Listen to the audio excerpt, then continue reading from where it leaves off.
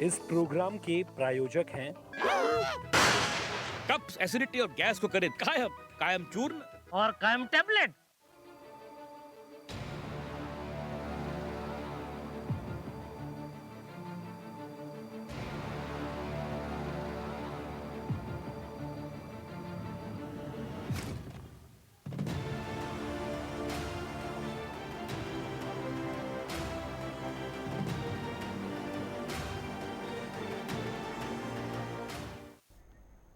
वंदे मातरम। आप सभी का नेटवर्क 10 के खास कार्यक्रम चर्चाए खास में स्वागत है। मैं हूं पूजा शुक्ला। सियासत में वोटरों को प्रभावित करने के लिए रेवड़ी संस्कृति का चलन काफी तेजी के साथ बढ़ा है। तमिलनाडु से शुरू हुए इस कल्चर का प्रभाव अब दूसरे राज्यों में भी दिखने लगा है। अच्छा यह है कि सुप्रीम कोर्ट ने रेवड़ी संस्कृति को गंभीर विषय मानते हुए इसे खत्म करने और केंद्र और निर्वाचन आयोग से सुझाव मांगे हैं। सुप्रीम कोर्ट का कहना है कि इस पर एक्सपर्ट निकाय भी बनाया जाए। रेवड़ी कल्चर के गंभीर नुकसान हैं, वोटों के फिक्र में इसके खतरों को नजरअंदाज नहीं करना चाहिए। राजनीति में रेवड़ी कल्चर पर सुप्रीम कोर्ट ने संज्ञान लिया। सुप्रीम कोर्ट ने इसे गंभीर विषय बताया। रेवड़ी कल्चर सियासत में वोट अर्जित करने का ऐसा प्रयोग है जिसमें वोटरों को लोक लुभावन नारों, घोषणाओं से बरगलाया जाता है। इसमें उन वायदों को पूरा करने के लिए ये नहीं देखा जाता कि आर्थिक रूप से शासन इसमें सक्षम है या नहीं। वोटरों को लुभाने के लिए बिजली, पानी में मुफ्त जैसी सुविधाओं का प्रलोभन दिया जाता है, लेकिन इससे आगे चलकर व्यवस्थाएं चरमरा जाती हैं। आर्थिक स्थिति पर इसका बेहद प्रतिकूल असर पड़ता है। बगल का देश श्रीलंका इसकी जीती जागती मिसाल है। सुप्रीम कोर्ट ने कहा कि सियासत में इस तरह की प्रवृत्ति खत्म होनी चाहिए। सुप्रीम कोर्ट इस पर कितना गंभीर है इसे इस बात से समझा जाना चाहिए कि उसने विशेषज्ञ निकाय बनाने के निर्देश दिए। इसमें केंद्र सरकार, निर्वाचन आयोग, रिजर्व बैंक, नीति आयोग के साथ साथ विभिन्न राजनीतिक दलों को शामिल करने के लिए कहा है। सियासत में रेवड़ी कल्चर की शुरुआत एक तरह से तमिलनाडु में हुई। वहीं डीएमके और एआईडीएमके दोनों ही सियासी दलों ने मतदाताओं को प्रभावित करने के लिए कई तरह के लोक लुभावन योजनाएं चलाईं। इसका असर भी हुआ। लोक लुभावन फैसलों को राज्य की जनता ने अपने लिए बड़ा अवसर माना। फिर तो ऐसी घोषणाओं की सियासी दलों को आदत लग गई। इसमें कंपटीशन भी होने लगा, लेकिन आर्थिक क्षमता से बाहर जाकर लोगों को संतुष्ट करने की इस प्रथा से अर्थव्यवस्था बुरी तरह प्रभावित हुई। जब हर दल इसकी ओर प्रवृत्त होता दिख रहा है, तब सुप्रीम कोर्ट को आगे आकर इस बारे में कहना पड़ा। वास्तव में निर्वाचन आयोग सियासी दलों के घोषणा पत्र पर लिखी बातों पर अभी अंकुश लगाने की स्थिति में नहीं है। ऐसे में सियासी दल मनमानी घोषणाएं करते हैं। सियासी दल घोषणाएं तो करते हैं, लेकिन जनता को ये नहीं बताते कि अमुक घोषणा के लिए धन की व्यवस्था कैसे होगी। सुप्रीम कोर्ट ने कहा कि ऐसा निकाय इस बात को परिभाषित करेगा कि कोई घोषणा रेवड़ी संस्कृति में आती है या नहीं।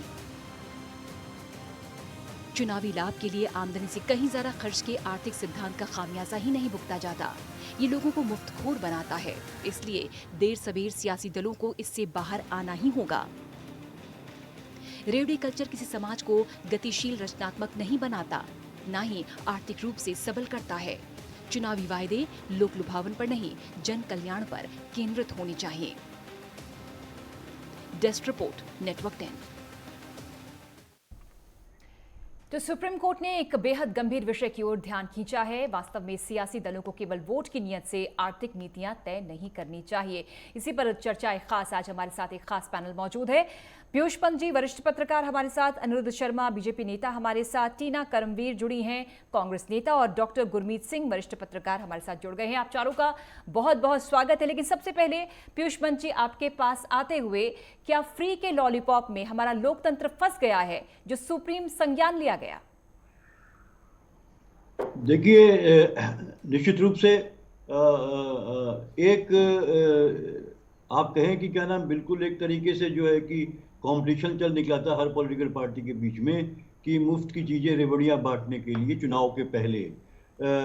तो निश्चित रूप से वो समय आ गया था कि इस पर संज्ञान लेना चाहिए। हालांकि मेरा ये मानना है कि ये आप चाहे सुप्रीम कोर्ट के कहने से ये बात नहीं बनने की है कि कोई भी इस तरह की, ये तो पार्टियों के अपनी अंदर की बात है और जो पार्टियां हैं कि वो ये उनका भ्रष्टाचार एक तरीके से मेरा ये मानना है कि वो जो है कि जनता को लुभाने के लिए, वोट पाने के लिए इस तरह के झूठे वादे करते हैं और मुफ्त की चीज़ें देने की बात करते हैं at the cost of tax payers. क्योंकि देखिए मुफ्त भी कुछ नहीं होता है। मुफ्त क्या है, ये एक इसमें भी गलत प्रचार होता है कि हमारे टैक्स का, जनता के टैक्स के पैसे से ही सरकार जो है देती है, तो जनता के पैसे से ही जनता को देती है चीज़ें, इसलिए मुफ्त की चीज़ नहीं है। लेकिन हाँ, चुनाव के पहले जो घोषणाएं होती हैं कि हम आपको जो है कि ये चीज़ ये देंगे या ये चीज़ देंगे, तो वो थोड़ा सा मुझे लगता है कि मॉरली एंड इलेक्टोरली ऑल्सो वो रॉन्ग है, क्योंकि आप इस तरह से प्रभावित करने का प्रयास करते हैं।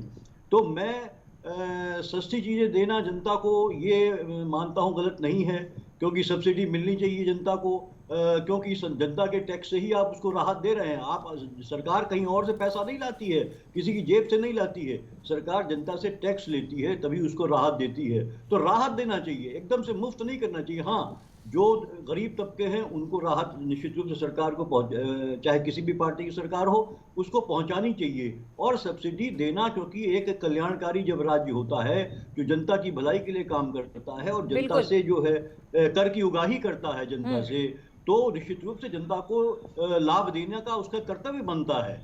तो मुझे नहीं लगता है। लेकिन हाँ, ये मैं गलत मानता हूं कि जो एक पूरी तरीके से सब अपने मैनिफेस्टोज में हर पॉलिटिकल पार्टी की, हम तो स्कूटी बांटेंगे, हम तो ये बांटेंगे, हम तो लैपटॉप बांटेंगे, हम ये सस्ता कर देंगे, बिजली सस्ती कर देंगे, दाम वो कर देंगे। नहीं, आप बिजली कम रेट रखिए, लेकिन सरकार के आने के बाद एक पॉलिसी के तहत आप एक घोषणा पत्र में ये कह के आप वोटर को प्रभावित करने का प्रयास करते हैं, तो इसलिए मैं इसको गलत मानता हूं। और ये इलेक्शन कमीशन को इसमें संज्ञान लेना चाहिए था। पहले भी इलेक्शन कमीशन ने अपने हाथ खड़े कर दिए थे, सुप्रीम कोर्ट में भी ये कहा उनके वकील ने कि साहब हमसे नहीं होता, ये तो हम नहीं कर सकते। तो लेकिन ये इलेक्शन कमीशन की ड्यूटी है कि वो इसका संज्ञान ले और ऐसी पार्टियों को डिस्क्वालीफाई करे कि आप चुनाव नहीं लड़ सकते। अगर आप इस तरह के जो लालच दे रहे हैं जनता को चुनाव से पहले, आप इस तरह की घोषणा पत्र में आप दे रहे हैं कि हम साहब साइकिल बांटेंगे, हम लैपटॉप बांटेंगे, नहीं, आप कोई कार्यक्रम चलाएंगे सरकार में आने के बाद, तब आप राहत दे सकते हैं।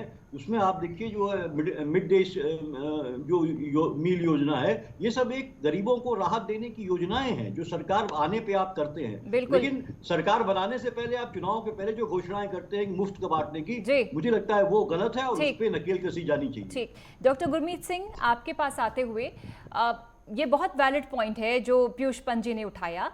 दरअसल ये सच्चाई है, सुविधाएं, सहूलियत और प्रोत्साहन देने में काफी फर्क है। जब केंद्र सरकार 6,000 रुपए किसान के खाते में डालती है प्रतिवर्ष, तो किसान उससे ताकत महसूस करता है, मजबूती महसूस करता है, वो अपनी खेती के लिए और अधिक मेहनत करने में जुट जाता है। लेकिन जब दिल्ली सरकार मुफ्त में बिजली पानी देती है तमाम लोगों को, तो ये किसी मजबूती के लिए नहीं, बल्कि अपनी ही ताकत को बढ़ाने के लिए है।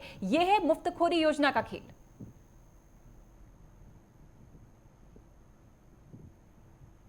डॉक्टर गुरमीत सिंह जी, देखिए आपकी आवाज थोड़ी कट रही थी, तो लेकिन फिर भी मैंने पॉइंट उठाया है सर कि सुविधा और प्रोत्साहन देने में बहुत अंतर है। प्रोत्साहन दे सरकार, लेकिन जो सुविधा है वो दरअसल आपको मुफ्तखोरी की आदत डलवाती है। देखिए, ये एक बहुत पेचीदा विषय है। जैसे अभी मेरे से पहले जो पंत सर बोल रहे थे, वो ये बता रहे थे कि भाई सब्सिडी देना या कई जो गरीब वर्ग हैं उनको राहत देने के लिए सरकार को जो फैसले करने पड़ते हैं वो जायज़ हैं और वो करने चाहिए, क्योंकि सरकार एक कल्याणकारी राज्य जिसको हम कहते हैं, वो वाली बात है। लेकिन जो सिर्फ चुनाव जीतने के लिए वादे करे जाते हैं और फिर एक होड़ सी मच जाती है ना। अब आजकल आप देख रहे हैं ओल्ड पेंशन स्कीम का कई राज्यों में जहाँ चुनाव है वहाँ बहुत हल्ला मचा हुआ है, हिमाचल में मचा हुआ है। कांग्रेस ने शायद टेक्निकल फॉल्ट है। डॉक्टर गुरमीत सिंह, आपके पास दोबारा रुक करेंगे, थोड़ा टेक्निकल इशू आ रहा है। अनिरुद्ध शर्मा जी, आपके पास आते हुए, जो कि केंद्र सरकार में आप हैं, तमाम राज्यों में आपकी सरकार है, आपके पास बड़ी जिम्मेदारी है, तो इस बेहद जिम्मेदारी भरे लहजे में आपसे पूछना चाहूँगी और एक जिम्मेदार नेता के हैसियत से जवाब भी हासिल करना चाहूँगी कि कल्याण तो कर रहे हैं आप, लेकिन ऐसा तो नहीं कि कई बार हमने भी देखा है कि आप लोग भी बरगलाने की कोशिश करते हैं मुफ्तखोरी की योजनाओं के माध्यम से। जी, मैं बता दूं पूजा जी, बिल्कुल ये तो अपने ऊपर आक्षेप ही होगा, लेकिन केंद्र सरकार ने खुद ही इस विषय में कहा है कि इस प्रकार की घोषणाओं से अपनी अर्थव्यवस्था पर बोझ बढ़ता है और केंद्र सरकार इस पर जल्दी से जल्दी कानून भी लाएगी और ये रेवड़ी कल्चर देश के लिए बहुत घातक है। तो इसके लिए तो खुद ही सरकार सजग है और अगर ये सुप्रीम कोर्ट इसमें संज्ञान ले रही है तो सरकार भी इस पे जल्दी से जल्दी, केंद्र सरकार भी इस पे जल्दी से जल्दी कोई एक जो है कानून लाएगी और चुनाव में जो ये मुफ्तखोरी होती है इस पे लगाम लगाएगी। टीना करमवीर जी, जैसा कि अनिरुद्ध शर्मा ये कह रहे हैं कि हाँ, हम तो खुद चाहते हैं कि रेवड़ी कल्चर समाप्त हो, केंद्र सरकार प्रयासरत भी है, जल्दी कानून भी आएगा और सब कुछ इस तरह की जो संस्कृति है वो खत्म होनी चाहिए, क्योंकि इससे आर्थिक संकट पैदा होता है देश में और लोगों को मुफ्त की आदत पड़ जाती है। तो ये ठीक नहीं किसी भी लोकतंत्र के लिए। लेकिन ये सब करने वाले तो आप ही लोग हैं ना। हमने पंजाब के इलेक्शन में देखा, हरियाणा के इलेक्शन में देखा, जो वायदे आम आदमी पार्टी अरविंद केजरीवाल वहां पर पहुंचकर करते हैं, हम आपको मुफ्त में देंगे, वही सिलसिलेवार तरीके से आप लोग भी करते हैं, यही वादे जनता से आप लोग भी करते हैं। जी, सबसे पहले तो मैं आपको एक तस्वीर दिखाना चाहूंगी जिसमें मोदी जी बैठे हुए हैं ना। तो ये जो राशन का मुफ्त राशन यूपी के चुनावों में किसने सबसे ज्यादा बांटा?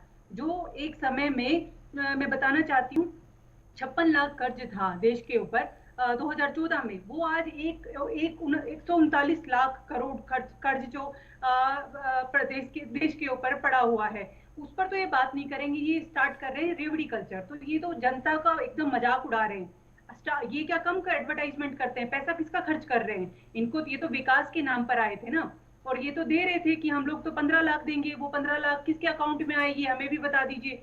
तो स्टार्ट तो जुमलेबाजी इन्होंने की है और अब ये कह रहे हैं रेवड़ी कल्चर। तो मैं पहले तो एक बात तो ये स्पष्ट कर दूं कि मैं मानती हूँ केजरीवाल जी जो कर रहे हैं ना दिल्ली के अंदर, वो एक दुरुपयोग है, क्योंकि मुफ्त में बिजली, मुफ्त में पानी, वो जो उन्होंने स्टार्ट किया, दिल्ली को जरूरत नहीं थी लेकिन उन्होंने स्टार्ट किया, क्योंकि वो भी एक उनकी एक वो थी, चाल थी, एक शराब की बोतल के साथ दूसरी शराब की बोतल फ्री दे रहे हैं ताकि चुनाव में वो वोट ले सके। लेकिन हम लोगों ने, कांग्रेस ने क्या किया? कांग्रेस ने न्याय जैसी एक योजना दी थी। कांग्रेस ने 2014 में 2014 से पहले right to food security bill, right to education, ऐसी नीतियां दी थी। लेकिन इस सरकार के पास कोई नीति नहीं है, क्योंकि कोई इकोनॉमिक विजन नहीं है। इसलिए देश की जीडीपी देखिए किस हालात में गिर गई है, अर्थव्यवस्था कैसे गर्त में चली गई है, क्योंकि ये लोग उस अर्थव्यवस्था पर काम नहीं करेंगे कि जीडीपी को कैसे बढ़े, लेकिन ये लोग नए जुमले देंगे ताकि जनता का ध्यान आकर्षित हो कि अच्छा फिर टीवी डिबेट हो कि अच्छा रेवड़ी कल्चर भी कुछ ऐसा होता है। तो स्टार्ट तो ये लोग भी कर रहे हैं, इन लोगों को। अनिरुद्ध शर्मा जी, आपके मुफ्त अनाज बांटने पर सवाल कर रही है कांग्रेस। ये देना, रोजगार दे दे जनता को।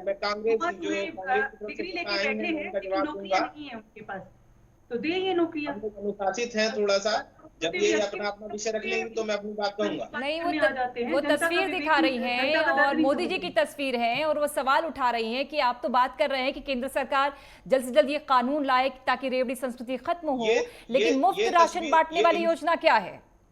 ये तस्वीर मैं इनसे पूछना चाहता हूँ, ये कोरोना के बाद जब देश में त्राही मची हुई थी और लोग अनाज के दाने के लिए मजबूर थे, और अगर वो उन्होंने अनाज बांट दिया तो ऐसा नहीं था। इलेक्शन में किया कि नहीं किया? अनाज किसी को रोटी दे देना, देश के प्रधान सेवक ने, अगर उत्तर प्रदेश के मुख्यमंत्री ने घर में अनाज पहुंचा दिया, किसी की जान बचा दी, तो ये जुमला नहीं है। नहीं, लेकिन वो कह रही है कि यूपी इलेक्शंस में भी आपने ये किया, आपने यूपी इलेक्शंस में भी यही किया। कोरोना के समय में ये मुझे मैं आपको बता दूं, कोरोना के समय आप दर्शकों को ऐसा नहीं बोल सकते ना झूठ। आप बताइए कि आपने यूपी इलेक्शन में दिया था, नाम हो गया था, तो इस बात को ऐसे अब उसको ये किस तरीके से पेश करेंगे, ये इनका मोटिव है। लेकिन धन का उपयोग विकास के लिए होना चाहिए, अपना उद्देश्य ये रहता है, अपनी पार्टी का उद्देश्य ये रहता है।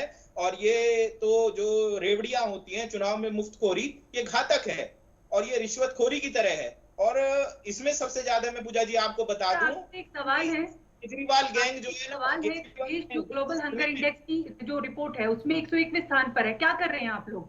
ये पूरे सदमे में है, जनता को काम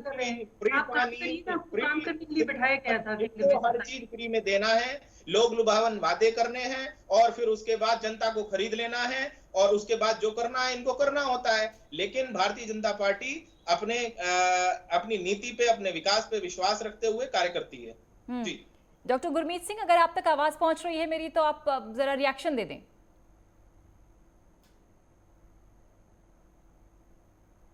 शायद अभी तक कनेक्ट नहीं हो पाए हैं। जी डॉक्टर गुरमीत सिंह जी, इससे आपको आवाज आ रही पहले, है? जी बिल्कुल, इससे पहले आप जो जवाब था वो आपका अधूरा रह गया था। हम बात कर रहे हैं कि सुप्रीम कोर्ट ये कह रहा है, गंभीरता दिखा रहा है और कह रहा है निकाय भी बनना चाहिए ताकि इस तरह की प्रथा खत्म हो। लेकिन जैसा कि पीयूष पंत जी कह रहे थे कि सिर्फ ये सुप्रीम कोर्ट के संज्ञान लेने या सुप्रीम कोर्ट के चाहने से नहीं होगा, जब तक कि सियासी दल ये ना चाहे कि इस तरह की प्रथा, इस तरह का कल्चर खत्म हो। देखिए, मैं ये पहले भी यही कह रहा था कि ये जो एक मुद्दा है, ये एक ऐसा मुद्दा है जिस पे अब एक बहस चलन बढ़ते ही आ रहा था। पहली बात तो कोई भी राजनीतिक दल इससे ये नहीं कह सकता कि वो इससे पूरी तरह से मुक्त है, रेवड़ी कल्चर, है ना। सभी लोग किसी ना किसी रूप में कम ज्यादा घोषणा पत्र जब बनते हैं पार्टियों के चुनाव से पहले, तो उसमें इस तरह के वादे करते हैं और उनमें से कई वादे तो बाद में पूरे भी नहीं होते। लेकिन ये निश्चित तौर पर एक बात दिखने वाली है, जैसे कि पंत जी ने भी कहा, नील लाइन है इसके बीच में कि कहाँ पर और कहाँ सुविधाएं और प्रोत्साहन है। हमारे देश में, भारत जैसे देश में, ये बात भी सही है कि बहुत सारी आबादी ऐसी है जो राज्य से ये उम्मीद करती है, सरकार से ये उम्मीद करती है कि वो संकट के टाइम पर उनकी मदद करे, और एक राज्य का फर्ज भी बनता है जिसे हम वेलफेयर स्टेट कहते हैं। लेकिन चुनाव से ठीक पहले वही नीतियां वो बाद में बनाएं, लेकिन अगर चुनाव से ठीक पहले आप कुछ इस तरह की घोषणाएं करते हैं तो बढ़ता जा रहा है। हर पार्टी, दूसरी पार्टी के को लगता है कि हम पीछे ना रह जाएं, चुनाव में हमें नुकसान ना हो जाए। मैं आपको एक उदाहरण बता रहा हूँ, जैसे कि अब कई राज्यों ने ओल्ड पेंशन स्कीम दोबारा से लागू कर दी है, हालांकि कहाँ से संसाधन आएंगे ये वो बताने में अभी सफल नहीं है, और कई और राज्यों में इस तरह की डिमांड चल रही है। तो कहने का मतलब ये है कि हमें ये संतुलन कहीं ना कहीं हटाना पड़ेगा।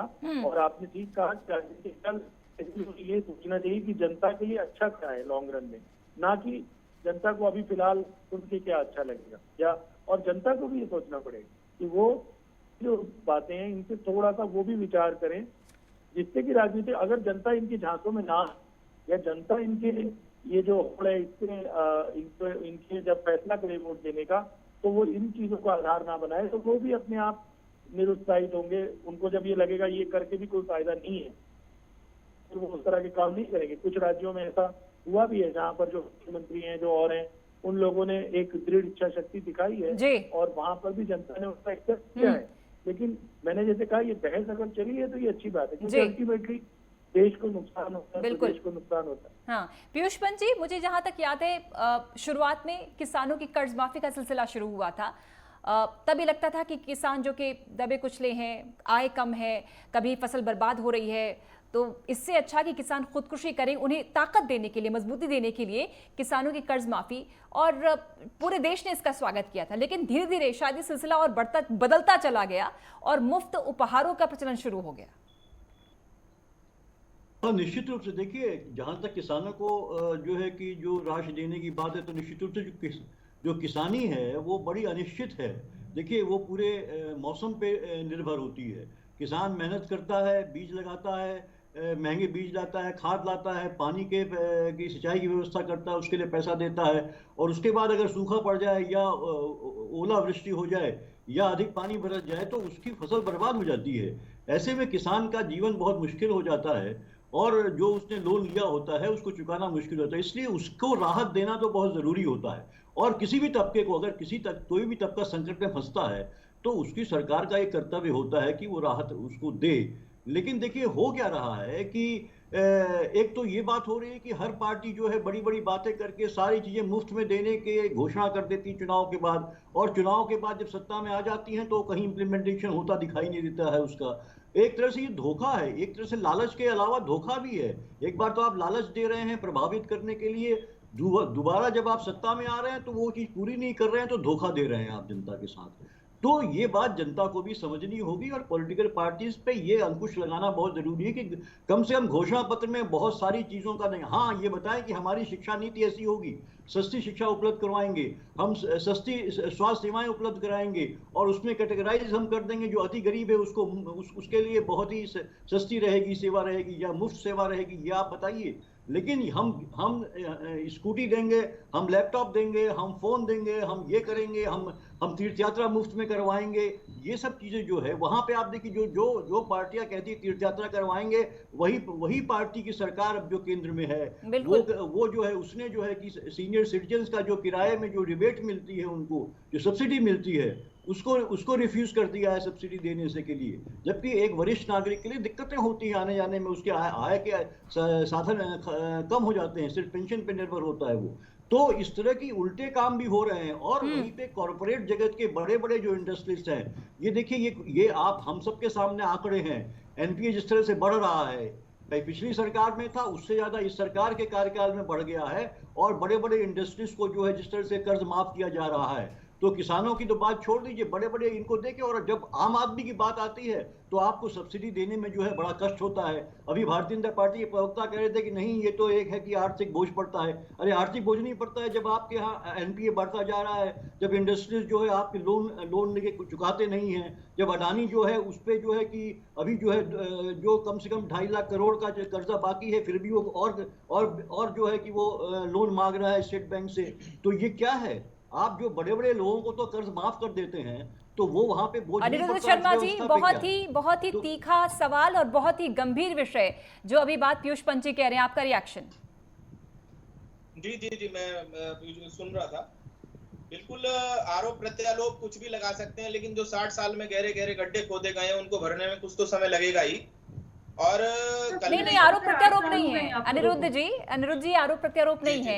ये लोग चिंतक हैं देश के, ये लोग देश को देख रहे हैं, जनता की आवाज है, ये पत्रकार हैं, ये बहुत वाजिब सवाल पूछ रहे हैं सर, आरोप नहीं लगा रहे हैं।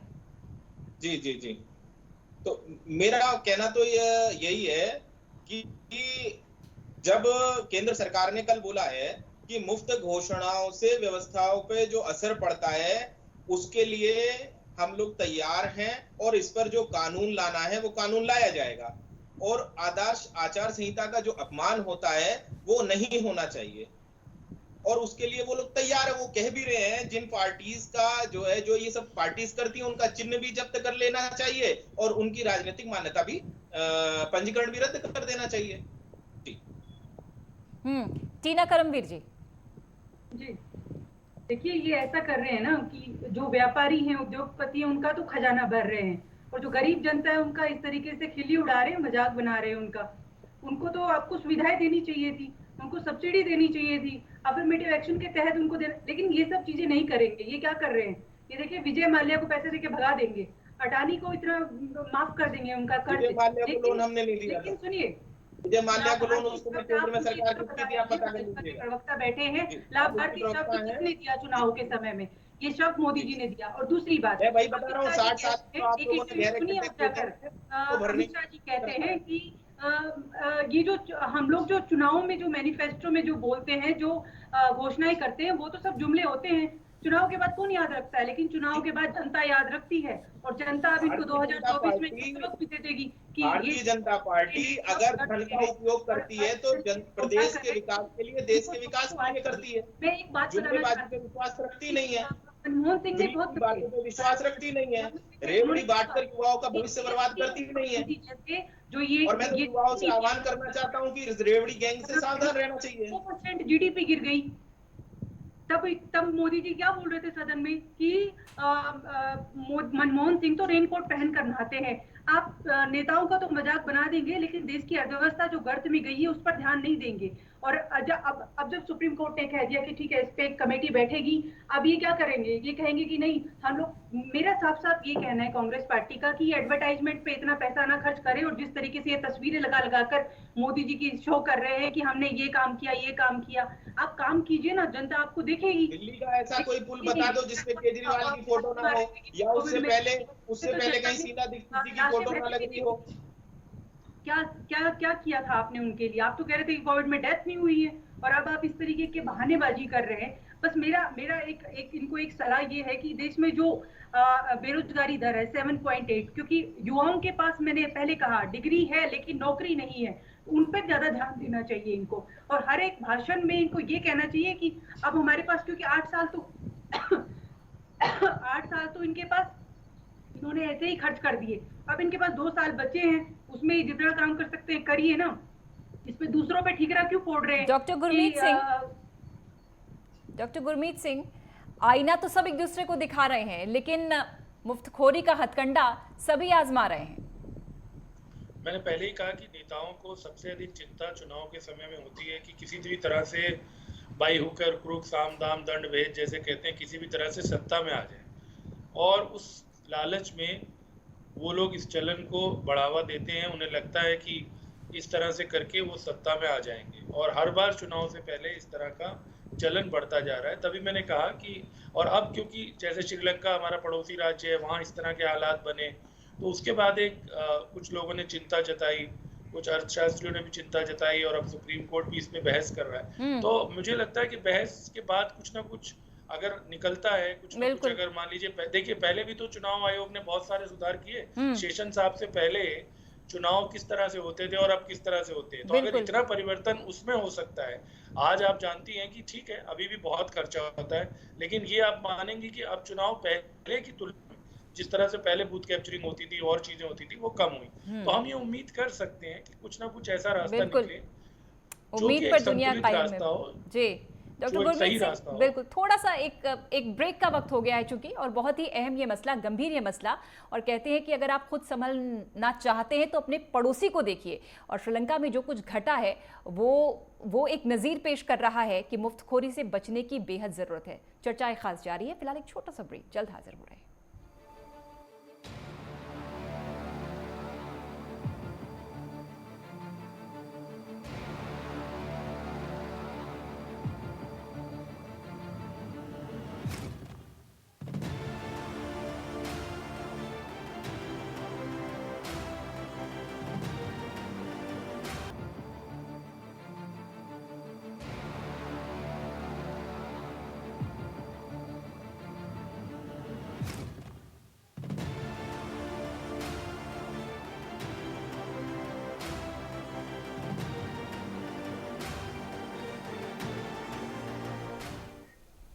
और चर्चाएं खास आज बेहद खास है, चूंकि हम जिक्र कर रहे हैं रेवड़ी संस्कृति का, जो कि न सिर्फ हमारी आर्थिकी को बर्बाद कर रही है बल्कि समाज को मुफ्तखोर भी बनाती है।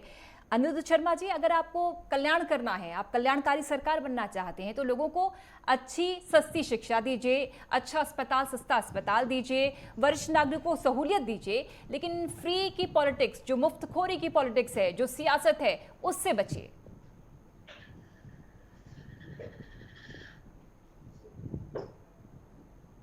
अनिरुद्ध शर्मा जी, जी ये सवाल आपसे। जी, सत्तासीन आप हैं, हर चुनाव में आप जीत रहे हैं, लेकिन कहीं ना कहीं ये हथकंडा अपनाते हैं कि हम ये करेंगे, वो करेंगे, ऐसा करेंगे, जनता को बरगलाते तो आप भी हैं। पूजा जी, हम लोग बिल्कुल नहीं बरगलाते हैं। हम लोग धन का उपयोग विकास करने के लिए करते हैं। मुफ्तखोरी की योजनाएं हम नहीं लाए कभी भी, और ना मुफ्तखोरी हमने कभी भी युवाओं को उत्साहित किया कि मुफ्तखोरी हो। ये साउथ से कल्चर चला था, दिल्ली में आ गया, और दिल्ली से पंजाब चला गया।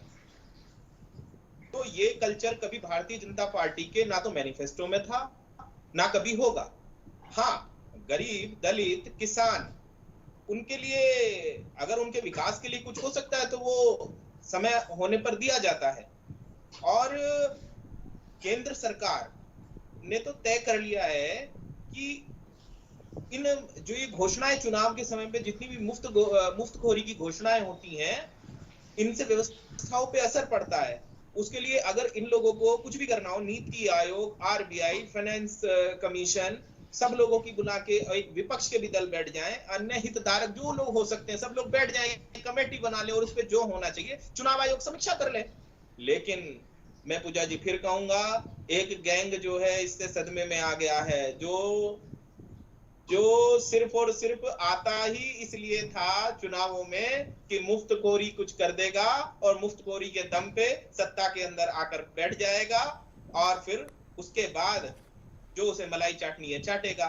और ये जो है लगातार एक चलन में आ गया है। इसलिए माननीय सर्वोच्च न्यायालय का मैं स्वागत करता हूं जो इस प्रकार का डिसीजन है। टीना जी, कैसे ये चलन बंद होगा? क्योंकि पंजाब में हमने देखा आपसी फूटताट से कांग्रेस बिखर गई। अब जब बिखर गई, न संगठन न कार्यकर्ता साथ, बड़े बड़े नेताओं के चेहरे अलग अलग हो गए, तो आपने लास्ट में उन्होंने पासा फेंका कि आप जब ये प्रचार कर रही थी कि हम बिजली पानी सब फ्री करेंगे, तो कांग्रेस भी उसी राह पर चलती नजर आई। अच्छा, पहले मैं इनकी एक बात का जवाब दे दूं जो भाजपा के प्रवक्ता ने कहा। आपको पता है यूपी के चुनाव के दौरान मोदी जी अपनी एक रैली में ये कहते हुए, संबोधित करते हुए ये पाए गए थे कि एक अम्मा ने, एक बुढ़िया अम्मा दादी ने क्या कहा कि मैंने मोदी जी का नमक खाया है, क्योंकि उन्होंने उनके यहाँ पर 5 किलो गेहूं और ये अनाज और ये भेजा था। तो अब ये इस बात से तो नकार नहीं सकते कि इन्होंने चुनाव में ऐसा नहीं किया, क्योंकि ये मोदी जी का खुद के भाषण में उन्होंने ये बोला है। तो दूसरी बात, मैं एक बात ये स्पष्ट कर दूं, इनसे एक बार ये पूछिए, अगर योजना कोरोना काल में लागू हुई हो और उस योजना से किसी का जान बच गई हो और उसने उनका नमक खा लिया हो। 8 साल में चाहते तो ये देश की अर्थव्यवस्था को, देश के विकास के जिस नाम से ये आए थे कि हम विकास लाना चाहते हैं, और जो सो कॉल्ड बोल रहे थे अच्छे दिन, तो अच्छे दिन तलाशने के लिए तो लोग दर दर भटक रहे हैं। भाई अच्छे दिन आएंगे कब? 8 साल तो बीत गए ना, अब ये अच्छे दिन कब आएंगे? रही बात कांग्रेस की, तो कांग्रेस जो है वो इस तरीके के बयानबाजी नहीं करती, झूठे दावे तो बिल्कुल नहीं करती। वो जो कहती है वो करके दिखाती है। चाहे वो उनके आप पिछले जितने भी चुनाव में मैनिफेस्टो में आप देख लीजिए, जो उन्होंने कहा वो करके दिया। मनरेगा आप देख लीजिए, मनरेगा को ये तो नकार रहे थे, लेकिन कोविड के दौरान कौन सी ऐसी स्कीम थी? मनरेगा ही थी। और रही बात ये इसकी, इन्होंने कहा कि भाजपा आम आदमी पार्टी की, तो स्टार्ट इन्होंने ही किया ना कि ये दिल्ली के अंदर ऐसा करेंगे, पंजाब के अंदर ऐसा करेंगे। ये जो है ये अपने आप को ऐसा दिखाना चाह रहे हैं कि हम ही कल्याण कर रहे हैं, तो इससे तो देश का कल्याण होगा नहीं। पीयूष पंत जी, आपके पास आते हुए चूंकि मनरेगा का जिक्र किया है टीना करमवीर ने। पूजा जी इनके मन में इतनी ठीस है। ठीक, अनिरुद्ध जी वापस लौटते हैं। एक सवाल वरिष्ठ पत्रकार पीयूष पंत जी से। सर, मनरेगा, चूंकि टीना जी ने मनरेगा का सवाल उठाया है, जिक्र किया, तो कहीं पढ़ा था मैंने कि मनरेगा का जो उद्देश्य था, अच्छे उद्देश्य के साथ मनरेगा लागू हुई, लेकिन बाद में मुफ्तखोरी के उद्देश्य के साथ ही आगे चल पड़ी।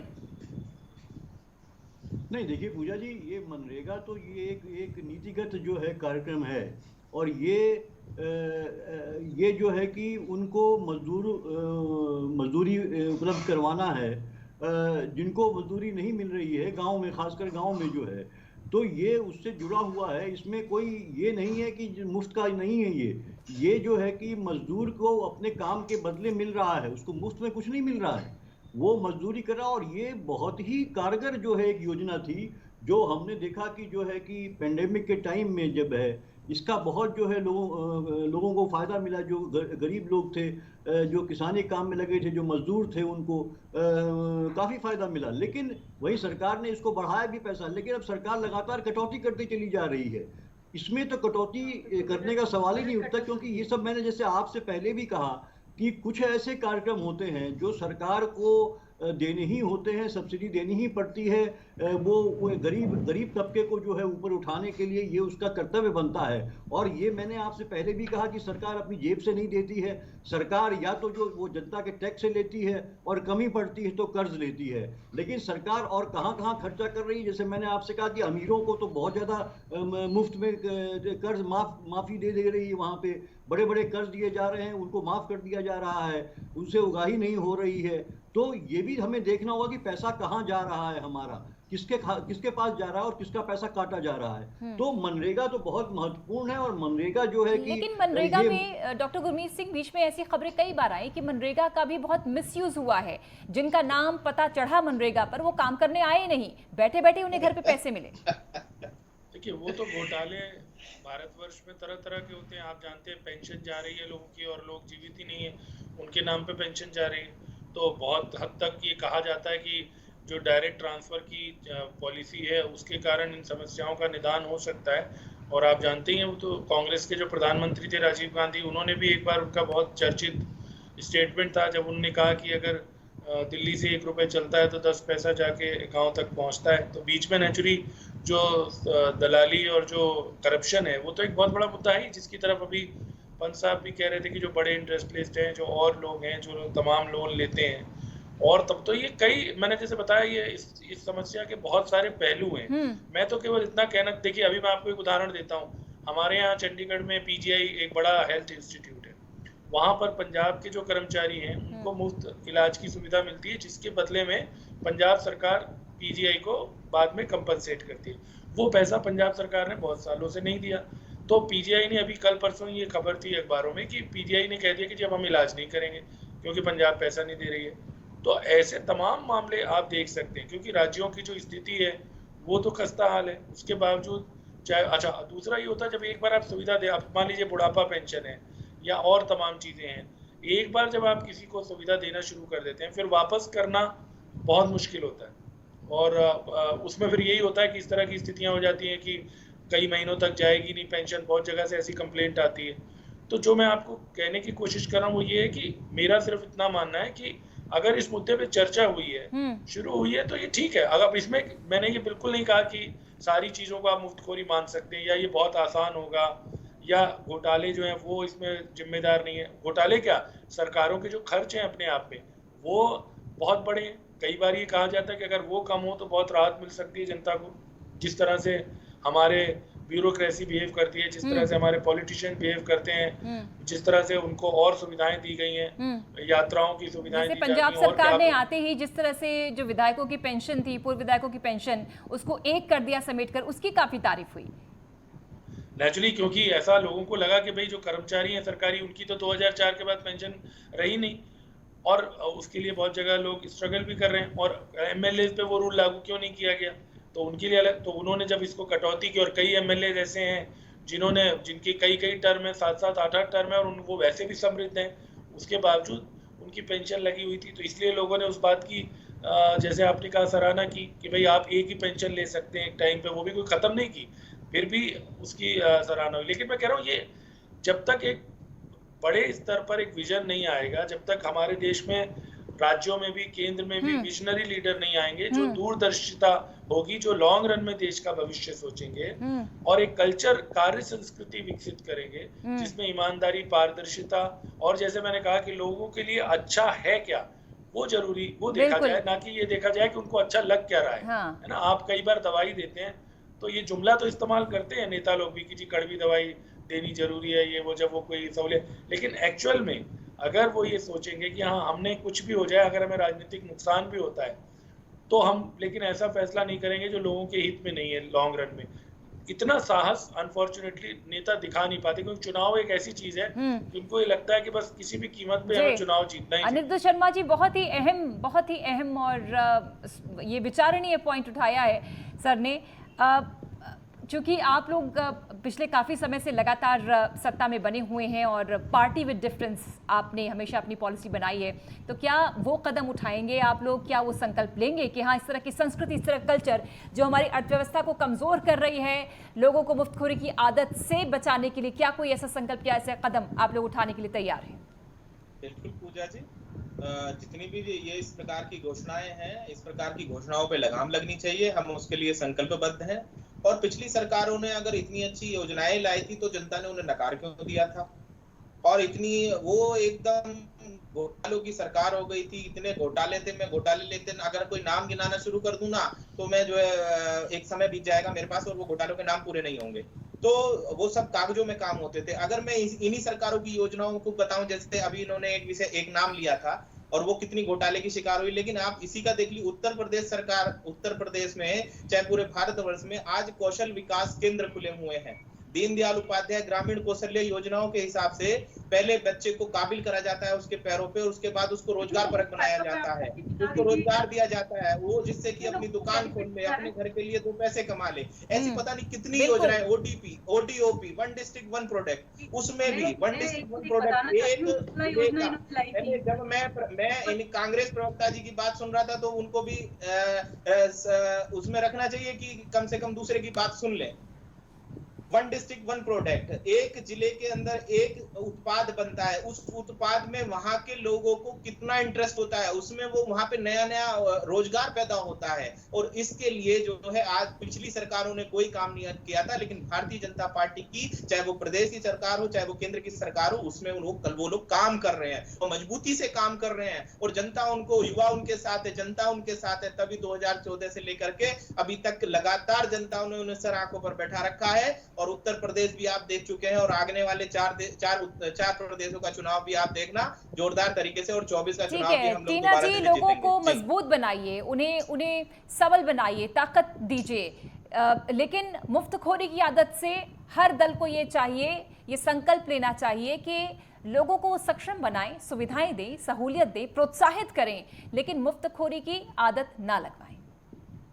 देखिए 84% ऐसे घर हैं जिसकी आय कम हो गई है, तो इनको इस पे तो ध्यान नहीं जा रहा है। अब आप कह रही हैं कि भाई इस तरीके की स्कीम, रेवड़ी कल्चर, जो इस पर एक पूरी डिबेट बैठ गई है और लगातार नहीं, ये जरूरी है टीना जी, ये डिबेट बेहद जरूरी है। रेवड़ी कल्चर आप हमारी अर्थव्यवस्था को, हमारे लोगों को खोखला बना रही है, ये बहुत बहुत अहम विषय सर। आप एक बात बताइए, लेकिन मेरे सवाल बोलिए, फायदा किसको हो रहा है? अगर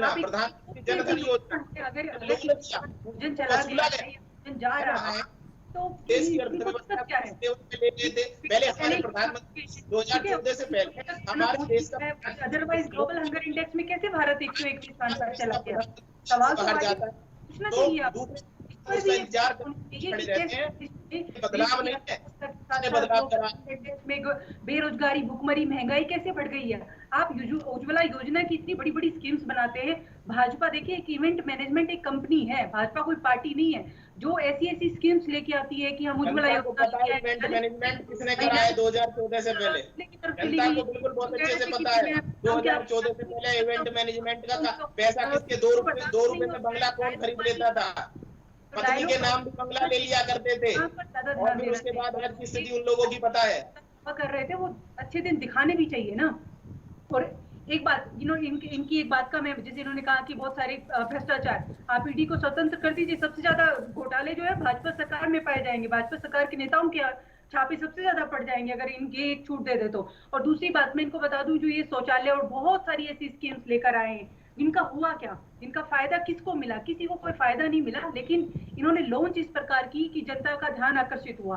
अब तो ये जनता के विवेक पे छोड़ती हूँ कि वो किस तरीके से सोचती है, और वो आगे वाले कमरे से बाहर निकल करके देखेंगे तो कितनी जनता आज शौचालय उनके घरों में है, और वो जनता खेतों में जा रही है, बहन बेटियों के लिए काम किया है, बनी रही तो फिर हमें मतलब भीख मांगने की नौबत आ चुकी है। और देश की जो जनता, डॉक्टर गुरमीत सिंह, आप कह रहे हैं डॉक्टर गुरमीत सिंह, इस चर्चाए खास से पहले कुछ पढ़ रही थी मैं, और उसमें एक बड़ी ही रोचक तथ्य, एक रोचक बात सामने आई। 2016 में स्विट्जरलैंड सरकार ने एक रेफरेंडम करवाया अपने वयस्कों के लिए बेसिक इनकम गारंटी को लेकर, लेकिन 77% नागरिकों ने मना कर दिया कि उनको मुफ्तखोरी नहीं चाहिए। उन्होंने रोजगार चुना बजाय के मुफ्तखोरी, पैसा लेने के बजाय। देखिए, निश्चित ही जो कार्य संस्कृति होती है उसमें अकेले सरकारों या राजनीतिक दलों, मैंने पहले ही कहा कि जनता में भी ये बात होनी चाहिए कि वो इस तरह की जो राजनीति है, इस तरह के जो प्रलोभन है, उनको समझे, और ये भी समझे कि इससे अल्टीमेटली उनका नुकसान ही है। जैसे कि हम कहते हैं कि सरकार जो भी पैसा लाती है वो जनता के टैक्स से ही लाती है। उस चीज़ को अगर वो लोग भी समझेंगे तो एक कार्य संस्कृति जरूर विकसित होगी। लेकिन जहाँ तक, जैसे मैंने बताया, ये बहुत कॉम्प्लेक्स इशू है, हमारे देश की परिस्थितियाँ बहुत अलग हैं, और कहाँ पर ये विभाजन होना चाहिए, कहाँ पर एक लाइन ड्रॉ होनी चाहिए कि यहाँ तक एक कल्याणकारी राज्य की जिम्मेदारी है और यहाँ से मुफ्तखोरी शुरू होती है, उसको इस डिबेट के माध्यम से अगर हम डिफाइन कर पाते हैं, या हम कुछ कम से कम ऐसा कर पाते हैं कि जी चुनाव के दौरान ना कहा जाए, उसके बाद जो सरकार नीति बनाती है चुनी हुई, वो उसको अधिकार है कि वो किस तरह की नीतियाँ बनाती है, जनता को क्या राहत देना चाहती है, क्या सहूलतें देना चाहती हैं। लेकिन कम से कम चुनाव के दौरान इस प्रकार की घोषणाएं ना हो जो केवल जिसको हम कहते हैं कि प्रलोभन के तौर पर दी जाती है या जनता को लुभाने के लिए दी जाती है। डॉक्टर पीयूष पंत जी, लेकिन क्या जनता, आज की जनता क्या जागरूक नहीं है? क्या वो नहीं समझ रही कि ये प्रलोभन है? ये हथियार है, हथकंडा है हर सियासी दल का। देखिए, काश ऐसा होता। अगर ऐसा होता फिर तो हम जातिवाद और जो अपराधीकरण और जो तमाम और समस्याएं, धन का जो दुरुपयोग है चुनाव में, अपराधी लोग जो जीत जाते हैं, सारी जिम्मेदारी अगर हम जनता पे डाल दें कि जनता ये क्यों नहीं समझती, अपराधी क्यों जीत जाते हैं। देखिए, जनता के लिए बहुत सारी ऐसी परिस्थितियां हैं जहां पर उनसे ये अपेक्षा करना कि वो हर चीज में उनको समझ हो या हर चीज में वही निर्णय करें, तो फिर राजनीतिक नेतृत्व को इतनी प्रिविलेजेस क्यों है? राजनीतिक नेतृत्व इसीलिए होता है लोकतंत्र में कि वो आगे बढ़कर रास्ता दिखाए। तो जनता पीछे चलती है लीडर्स के बहुत बार। ये बात आपकी बिल्कुल सही है कि अगर जनता में अवेयरनेस हो फिर तो कोई अपराधी कभी चुनाव ही ना जीते। अगर जनता जातिगत आधार पर डिवाइड ना हो तो फिर तो जातिवाद हमारे देश से खत्म हो जाए, है ना? पीयूष जी, वही पॉइंट जो आपने शुरुआत में ही कहा था पीयूष जी, कि सिर्फ सुप्रीम कोर्ट के संज्ञान लेने से या फिर निकाय बनाने से, मॉनिटरिंग करने से ये समस्या हल नहीं होगी। ये इसको खुद ही सियासी दल ही हटा सकते हैं। लोगों को भी जागरूक होने की जरूरत पड़ेगी। निश्चित रूप से, देखिए निश्चित रूप से। लेकिन देखिए पूजा जी, एक बात ये मैं कहूंगा, जो कहा जा रहा है कि जनता, तो जनता क्या है? जनता, देखिए जनता की हालत क्या है। तो जनता को अगर कुछ सुविधा मिल रही है या कुछ मुफ्त में मिल रहा है तो वो उसको लेगी, क्योंकि आप देखिए कि जो अधिकांश जो है, कम से कम 40% जनता जो अभी है उसके माली हालात बहुत अच्छे नहीं हैं, तो उसको अगर राहत मिल रही है तो वो उसका स्वागत करेगी। लेकिन वहीं पे आप देखिए कि ये राहत सिर्फ जनता से ही ये सवाल क्यों किया जा रहा है कि वो मुफ्त का लेती है? आप उनसे, सांसदों से, विधायकों से क्यों नहीं सवाल कर रहे हैं, जो कि अभी जाके 2021 में जो है कि वो जो स्पीकर साहब हैं, केंद्र सरकार ने जाके जो है, वो स्पीकर साहब ने इनिशिएटिव लेके जो है कि वो सब्सिडी जो मिलती है कैंटीन में लोकसभा की, उसको खत्म करवाया है उसको लेके। लेकिन बाकी जो है सांसद हैं, बाकी जो है और जो विधायक हैं, जो मिनिस्टर्स हैं, उनको इतनी ज्यादा मुफ्त की चीजें मिलती हैं, पानी, बिजली, यात्रा से लेके, और अब तो देखिए उनके भत्ते भी बहुत बढ़ गए हैं, तनख्वाहें बहुत बढ़ गई हैं। तो पहले तो ठीक था कि उनको कम मिलती थी तो ये सब सुविधाएं देते थे, आज क्यों दिया जाए?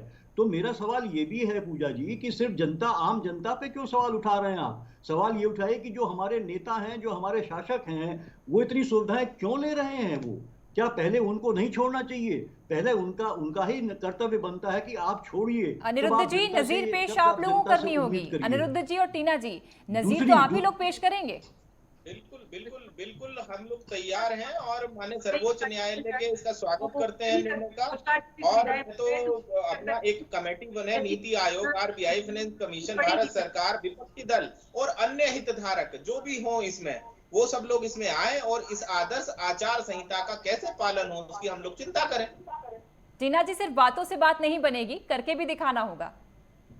बिल्कुल, हम लोगों ने तो देखो कितनी, आप यूपीए की सरकार के दौरान आप स्कीम्स उठाकर देखिए, कितनी बढ़िया बढ़िया स्कीम जो वंचित समाज के लोग थे उनको कैसे मुख्य धारा में लाने की कोशिश की गई थी। चाहे तो राइट टू एजुकेशन, किस तरीके से युवाओं के लिए, खासकर यूथ के लिए किस तरीके की योजनाएं दी गई थी, और जितनी यूपीए ने जो स्कीम्स दी गई थी उससे देश का भविष्य, देश के युवाओं का भविष्य कितना उज्जवल हो सकता था।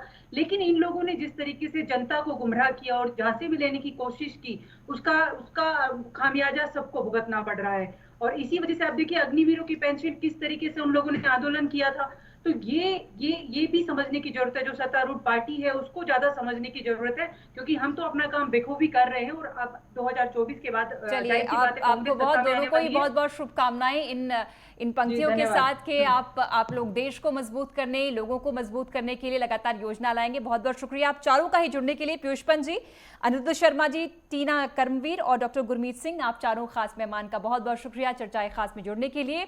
लोकतंत्र में अगर तंत्र खोखला होगा तो लोकतंत्र गिर जाएगा, और रेवड़ी कल्चर तंत्र को खोखले करने का काम करे। यही वजह है कि सुप्रीम संज्ञान लिया गया रेवड़ी कल्चर पर। एक ब्रेक के लिए रुक रहे हैं, जल्द हाजिर।